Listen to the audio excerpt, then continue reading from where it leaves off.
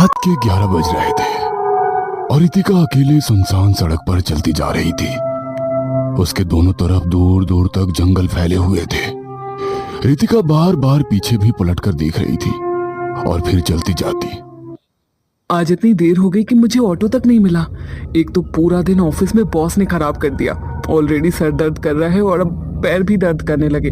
कुछ कदम चलने के बाद अरे हाँ, याद आया, राहुल कुछ कह रहा था। यहाँ आगे कोई बरगद का पेड़ है, वहाँ से शॉर्टकट है जो सीधा हमारी कॉलोनी के पीछे वाली गली में निकलता है। मैं एक काम करती हूँ, शॉर्टकट ले लेती हूँ, जल्दी पहुँच जाऊंगी, वरना तो मैं अगली सुबह ही घर पहुँच पाऊंगी।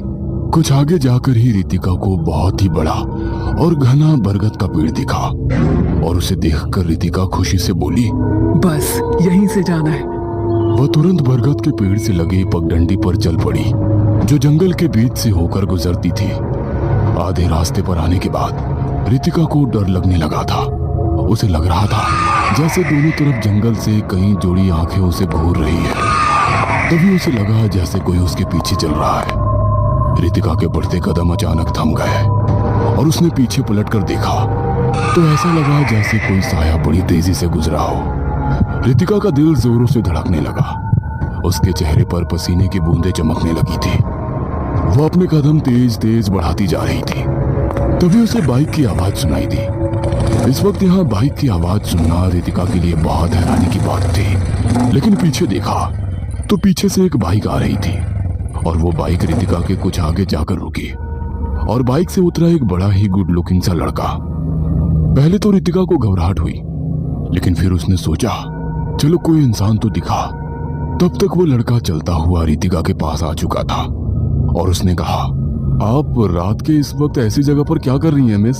मेरा नाम रितिका है, मैं आईटी कंपनी में काम करती हूँ। दरअसल आज मुझे लेट हो गया तो मुझे कोई सवारी नहीं मिली और यहाँ से शॉर्टकट है, इसलिए मैं यहाँ से आ गई। इतना कहते कहते रितिका को अचानक से तेज ठंड का एहसास होने लगा। वो अपना हाथ सहलाते हुए अपने मन में बोली, अचानक ठंड कैसे हो गई? अब तक तो सब ठीक था। इतने में वो लड़का मुस्कुराता हुआ अपना हाथ आगे बढ़ाकर बोला, मेरा नाम बादल है। इत्तेफाक से आज मुझे भी देर हो गई थी तो मैं भी शॉर्टकट के चक्कर में इधर से जा रहा था। अच्छा हुआ आप मुझे मिल गई। वैसे ये रास्ता रात के वक्त अकेले आने जाने वालों के लिए ठीक नहीं है, जमाना बहुत खराब है। आइए मैं आपको आगे तक छोड़ दूं। पहले तो रितिका को लगा मना कर दे, ऐसे किसी अनजान के साथ जाना ठीक नहीं होगा। लेकिन फिर उसने सोचा कि ऐसे सुनसान जंगल में जानवरों का शिकार बनने से तो अच्छा है कि किसी अजनबी के साथ आगे तक चली जाए। रितिका बादल के साथ उसकी बाइक पर बैठ गई। रास्ते भर बादल अपने बारे में बताता रहा। उसने बताया कि वो जमींदारों के खानदान से है। उसके घर वाले शहर में नौकरी करना, अपने गांव से दूर रहना इन चीजों को पसंद नहीं करते और चाहते हैं कि वो गांव आकर जमींदारी संभाले। लेकिन बादल को अपना करियर बहुत प्यारा था, इसलिए वो अकेला ही यहाँ रहता है और इवेंट मैनेजमेंट कंपनी में काम करता है। बादल अकेले ही बोलता जा रहा था। उसने जरा सा पीछे मुड़कर देखा तो रितिका उसकी पीठ पर सर लगाए अपनी आंखें बंद कर शायद वो सो गई थी। तभी बादल ने अचानक से बाइक को ब्रेक लगाया और ब्रेक लगने से रितिका हड़बड़ाकर उठी।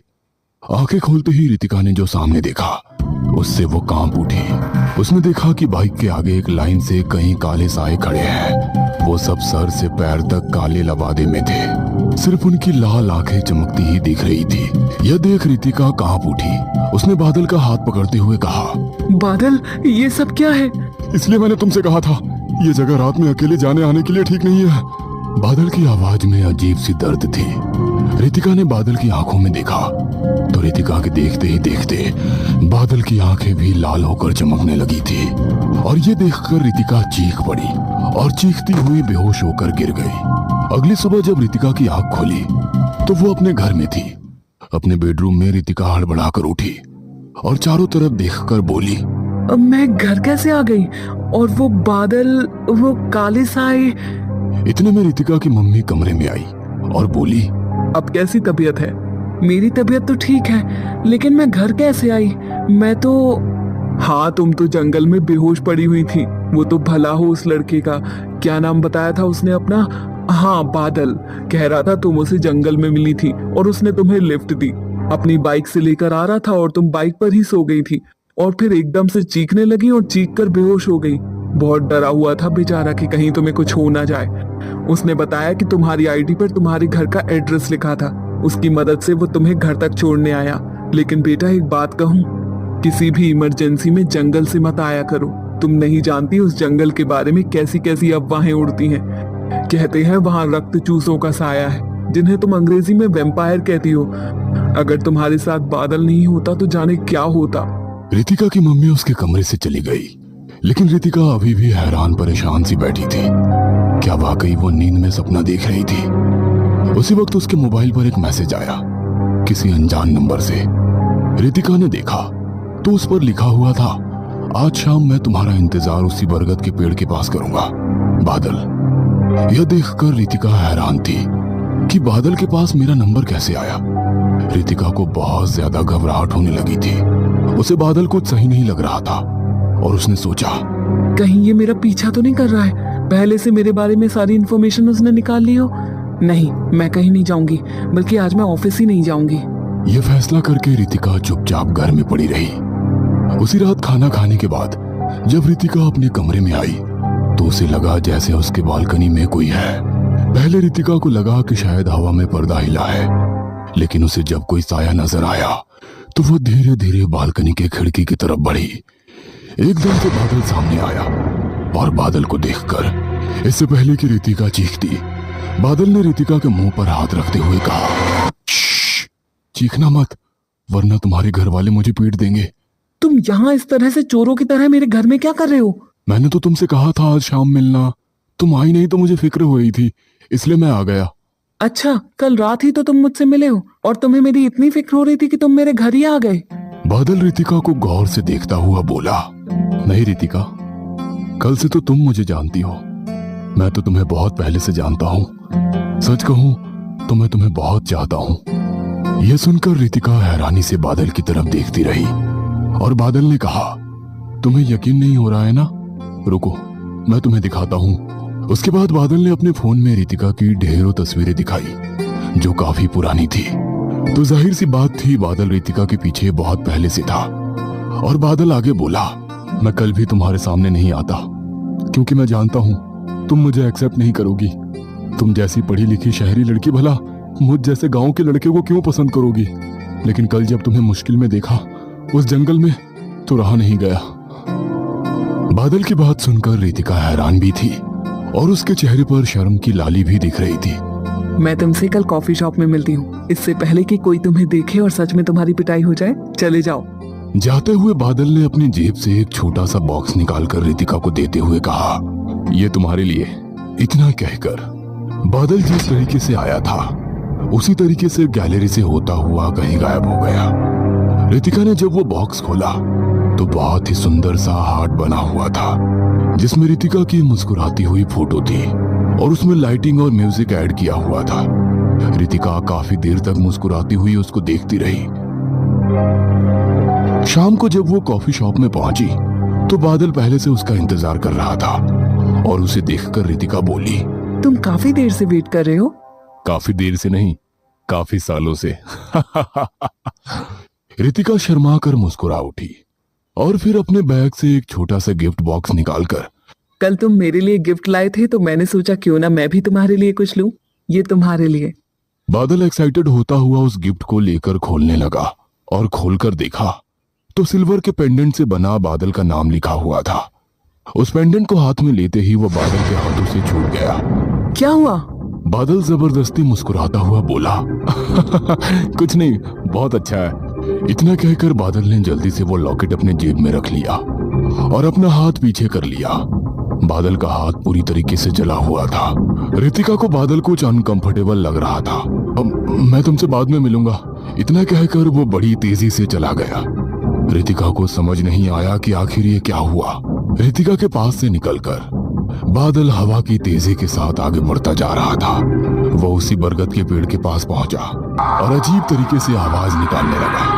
बादल की आवाज के साथ ही वहां कई काले साए मौजूद हो गए। उन सब ने बादल को घेर लिया और बादल अपना हाथ आगे बढ़ाते हुए बोला, चांदी, चांदी छुआ है मैंने। वह काले साए बादल के इर्द गिर्द गोल गोल घूमने लगे और फिर उसे घेर कर उसके ऊपर झुक गए। बादल उनके बीच में कहीं छुप सा गया और थोड़ी देर बाद जब वो काले साए हटे तो बादल खड़ा हुआ और अब वो बिल्कुल ठीक था। उसका हाथ भी बिल्कुल ठीक हो चुका था। बस कुछ दिनों की बात है, कुछ दिनों तक मुझे उस लड़की के आसपास रहना है। जैसे ही हमारा मकसद पूरा हो जाएगा हमें इस तरह छुप कर नहीं रहना पड़ेगा। हम वैम्पायर्स एक बार फिर अपनी शर्तों पर जिएंगे। बादल की आंखें लाल हो गई और अपनी दोनों कीले दांतों के साथ वो बहुत ही खूंखार लगने लगा था। बादल के पीछे एक लाइन से खड़े वो काले लवादे वाले साए आसमान की तरफ देखकर अजीब सी आवाज निकालने लगे थे, जिससे वो पूरा जंगल कांपने लगा था। बादल रितिका के साथ अपनी नजदीकी बढ़ाने लगा। कभी वो साथ खाना खाने जाते तो कभी घूमने। जल्द ही रितिका को बादल पर पूरी तरीके से यकीन हो चुका था और रितिका ने फैसला कर लिया था कि वो अपने घर वालों से बादल को मिलवाएगी। लेकिन रितिका का एक्स बॉयफ्रेंड अनुज, जिसे रितिका और बादल की नजदीकी बिल्कुल अच्छी नहीं लग रही थी, वह किसी भी हालत में रितिका को वापस पाना चाहता था।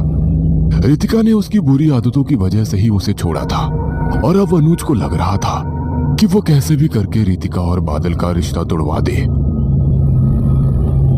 एक शाम बादल रितिका से मिलकर लौट रहा था और अनुज अपने एक दोस्त के साथ बादल का पीछा करने लगा ताकि वो अकेले में बादल को डरा धमका सके। अनुज बादल का पीछा करते करते जंगल वाले रास्ते में आ चुका था। बादल उससे विशाल बरगद के पेड़ के पास जाकर रुका और अपने साथियों को आवाज देने लगा। जल्द ही कई सारे साए वहां मौजूद हो। बादल अपने साथियों के साथ था, तभी उसे लगा जैसे कोई उस पर नजर रख रहा है और उसने देखा दो लड़के जो पेड़ के पीछे छुपे इन लोगों को ही घूर रहे हैं।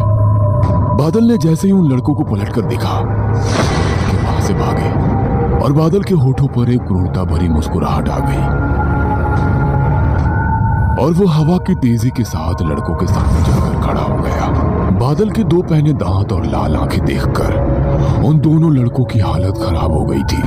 वह घबराते हुए वहां से भागते। इससे पहले बादल ने उन दोनों को दबोचा और उन दोनों के गर्दन पर अपने दांत बारी बारी से चुभा दिए। देखते ही देखते हुए दोनों लड़के लाश बनकर सड़क पर गिर गए और बादल वही जंगलों में कहीं खो गया। अगली सुबह जब रितिका उठी और अपना मोबाइल चेक कर रही थी, उसे लगा कि शायद बादल का कोई कॉल मैसेज आया होगा, लेकिन ऐसा कुछ नहीं था। तभी उसे घर के बाहर बहुत शोर शराबे की आवाज आई।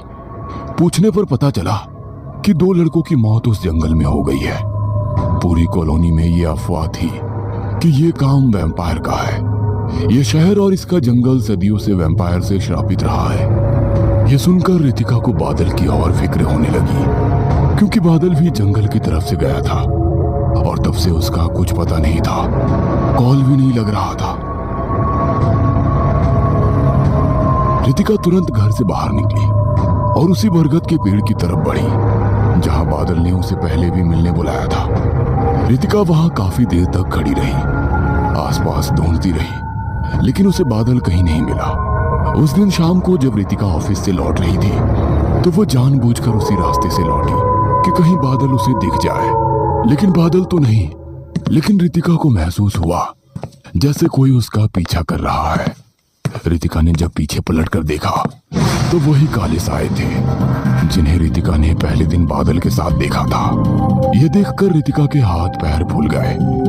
वह पूरी जी जान से वहां से भागने लगी, लेकिन वो साए लगातार रितिका के पीछे लगे रहे और रितिका भागते भागते किसी से टकराई और जब उसने देखा तो वो बादल था।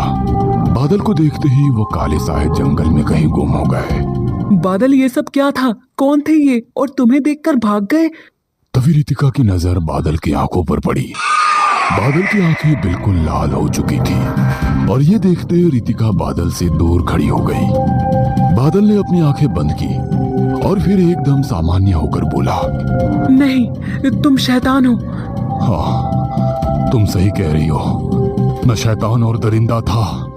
रितिका, तुम मुझसे डरो मत, मैं तुम्हारा ही बादल हूँ। रितिका डरते हुए पीछे खिसकते हुए बोली, लेकिन तुमसे मिलने के बाद मैंने अपने आप को बदलने की पूरी कोशिश की। मैंने वो तरीका ढूंढ निकाला है जिससे मैं अपने आप को पूरी तरीके से बदल सकता हूँ। बस मुझे तुम्हारा साथ चाहिए। रितिका, जो कि बादल के प्यार में पूरी तरीके से पागल थी, उसने पूछा, कैसे? क्या तुम इन सब से बाहर आ पाओगे? तुम एक नॉर्मल इंसान बन पाओगे? मैं खुद तुमसे ये बात करना चाहता था रितिका। मैं एक लाश हूँ जिसकी आत्मा कैद है। बस एक बार मेरी रूह मुझे वापस मिल जाए, फिर मैं भी तुम्हारी तरह इंसान बन जाऊंगा। लेकिन उसके लिए मुझे मेरे सच्चे प्यार की जरूरत है। वो सच्चा प्यार जो मुझे मेरे इस रूप में अपना सके और खुद को पूरी तरीके से मुझे सौंप दे। रितिका को बादल की बात सुनकर बहुत घबराहट हो रही थी। वह बादल को बिना कुछ बोले उल्टे पैर वहां से भागी। पूरी रात रितिका बेचैन रही। उसे समझ नहीं आ रहा था कि वो क्या करे। उसके दिल में जो बादल के लिए प्यार था, उसे वो इनकार भी नहीं कर सकती थी। और आखिर रितिका ने फैसला ले लिया था कि उसे क्या करना है। उसने बादल को कॉल किया, लेकिन उसका फोन नहीं लगा। रितिका उस दिन पूरे दिन बादल को कॉल और मैसेज करती रही, लेकिन बादल का कुछ पता नहीं था। 2 दिन निकल गए। तीसरे दिन खुद बादल का कॉल आया और रितिका ने रोते हुए कहा, तुम ऐसे कैसे कर सकते हो? तुम्हें पता है मुझे तुम्हारी कितनी फिक्र हो रही थी। मैं कुछ भी करने को तैयार हूँ। बताओ क्या करना होगा मुझे तुम्हें पाने के लिए? आज रात ठीक 12 बजे उसी बरगद के पेड़ के पास आ जाना। आधी रात को चारों तरफ चांद की रोशनी फैली हुई थी। सुनसान रात और जंगल से आते जानवरों की आवाज से रितिका को डर लग रहा था, लेकिन वो फिर भी उस बरगद के पेड़ तक पहुंची तो उसने देखा वहां एक निशान बना हुआ था जो भीतर जंगल की तरफ इशारा कर रहा था। रितिका डरते हुए उस तरफ बढ़ी। वो अब जंगल के बीच पहुंच चुकी थी। वहां बिल्कुल पेड़ पौधा नहीं था। एक मैदानी हिस्सा था जहां एक बड़ा सा गोल कुंड बना हुआ था जिसमें पानी रखा था और उसके चारों तरफ गोल घेर कर काले लवादे वाले साए खड़े थे। उन सब के बीच में उस कुंड में एक बड़ी विशाल मूर्ति खड़ी थी। वह मूर्ति भी उन्हीं लवादों में ढकी थी। धीरे धीरे चांद की रोशनी बिल्कुल गायब हो गई और वहां अंधेरा फैल गया। रितिका ने ऊपर देखा तो चांद सफेद की जगह बिल्कुल लाल हो चुका था और तभी एकदम से बादल रितिका के सामने आया। रितिका, देर मत करो। वो देखो ब्लड मून। यही वक्त है जब तुम मुझे वापस इंसान बना सकती हो। जल्दी करो और दिखा दो अपना प्यार। रितिका डरते हुए बोली, मुझे क्या करना होगा बादल? उस कुंड में जाकर खड़ी हो जाओ और वो जो कुंड में पहले से खड़ा है उसके सर पर हाथ रखो और बोलो, मैं अपनी मर्जी से तुम्हें अपनी रूह सौंप रही हूँ। मेरी रूह के बदले तुम आजाद हो जाओ। बादल, मुझे डर लग रहा है। मुझ पर भरोसा रखो। रितिका घबराते हुए उस कुंड की तरफ बढ़ी। रितिका ने जैसे ही उस कुंड में पैर रखा, उसने देखा उन सारे काले लवादों वालों ने अपने अपने लवादे उतार कर फेंक दिए। वो सब दिखने में तो इंसान की तरह ही थे, लेकिन उनके चेहरे सफेद, आंखें लाल और 2 पैने दांत। वो सब ऊपर ब्लड मून की तरफ अपना चेहरा करके जोर जोर से शोर मचाने लगे। और बादल रितिका के पीछे खड़ा होकर बोला, रितिका जल्दी करो। रितिका ने कांपते हुए अपना हाथ अपने सामने खड़ी मूर्ति के सर पर रखा और धीरे धीरे बादल की कही हुई बातें दोहराने लगी। मैं अपने पूरे दिल से, अपनी इच्छा से अपनी रूह तुम्हारे हवाले करती हूँ। मेरी रूह के बदले तुम आजाद हो जाओ। रितिका के इतना कहते ही बादल ने रितिका के गर्दन में सीधे दांत चुभा दिए। रितिका जोर से चीख पड़ी और ब्लड मून से एक लाल रंग की रोशनी निकली जो पहले से खड़े उस मूर्ति के सर पर पड़ने लगी और वो मूर्ति टूट गई और एक जीते जागते शक्ल में बदल गई। वहां मौजूद सभी वैम्पायर खुशी से शोर मचाने लगे। वे शख्स रितिका के गर्दन पर बने बादल के दांतों के निशान को देखकर मुस्कुरा उठा। उसने जख्म पर अपनी 2 उंगली रखकर अपनी आंखें बंद की और कुछ बुदबुदाने लगा। रितिका ने अपनी आंखें खोली, लेकिन रितिका अब रितिका नहीं रही थी। उसकी आंखें भी लाल बल्ब की तरह जल रही थी। उठते ही वो जोर से चीखी और उसके 2 तीखे दांत बाहर निकले और उसने मुस्कुराते हुए बादल की तरफ देखा।